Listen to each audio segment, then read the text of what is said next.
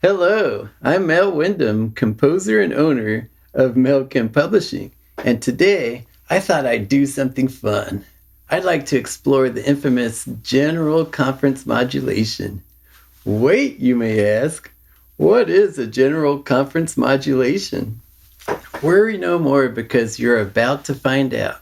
I'll show you 3 modulations today you can use in your own music. Okay, so let's imagine we're in General Conference and the Tabernacle Choir is singing in the key of C and the organ's playing.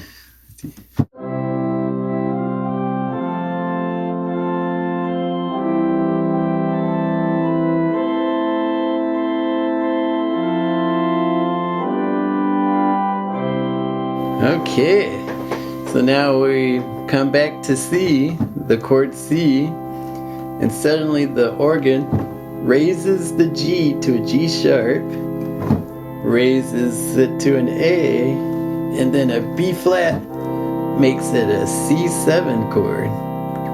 And we can sit on that for a couple of measures, and then bam!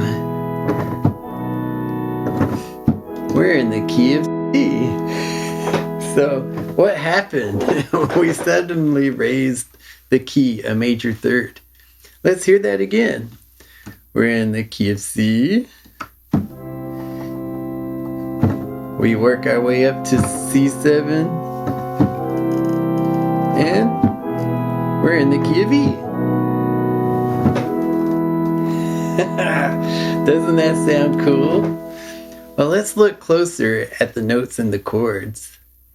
Okay, well, you just start with a 1 chord. You raise that 5th degree up, like I've said already, until you get to the 1-7 chord.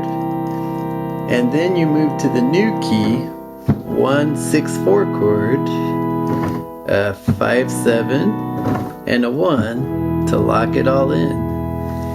Isn't that neat? So, how does this modulation work, and why does it sound so good? Let's look closer at the 1-7 chord. And there's a tritone in there between the E and the B flat. Tritones are nice and dissonant. They're magical in that we can resolve them different ways. If we add a C at the bottom, it's a C7 chord. Then the most normal way to resolve this tritone is to go inward to F and A. Now that takes us to the key of F. That's a normal resolution. But do we expect normal at General Conference? So instead of resolving inward, what if we resolve outward? So the E and the B flat go to D sharp and B. So all of a sudden, we have a B chord. And usually that B chord will then resolve to the key of E. Now let's hear that again. I'll put the C in there this time.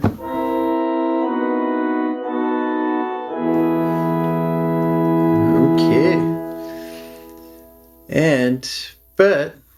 And to make it a full-fledged General Conference modulation, you keep the E the same, and you resolve the B flat up to a B, and the C in the bass goes down to a B. And so the bottom going down to the B and the top going up to a B is the magic of the General Conference modulation. Listen to this. It's like the dissonance is coming together at the low end and the high end. One more time. Magic. And because the root is going down, it gives a sense of falling.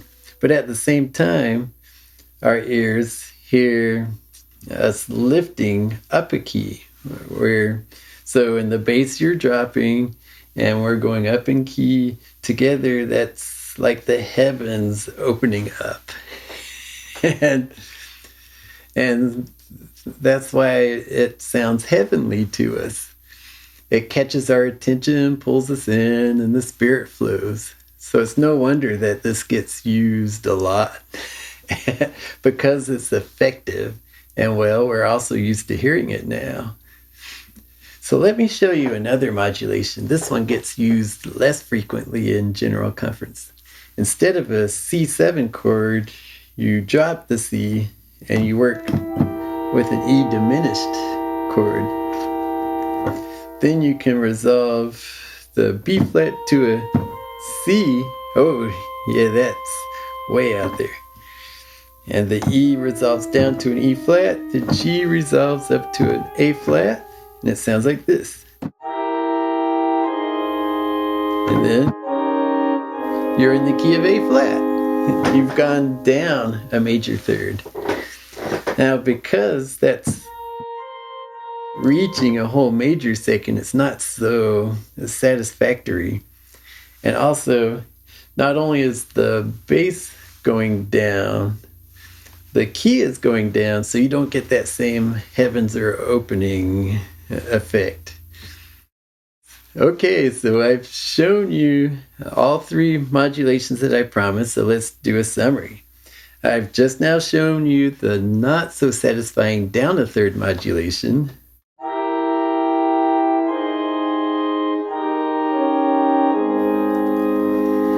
And I've shown you the normal modulation.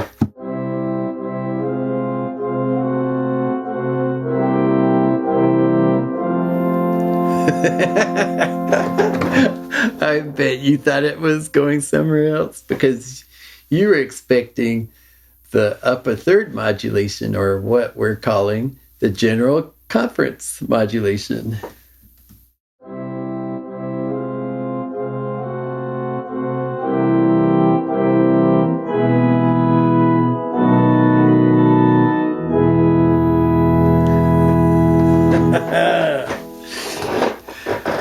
Okay, well, now that you know what it sounds like and how it works, you can use it in your own music now and sound like the pros. Also, this coming General Conference, see if you can catch them, count them, see how many you can catch, and have fun with it. Well, thank you for watching, and make sure to come back here for more fun later.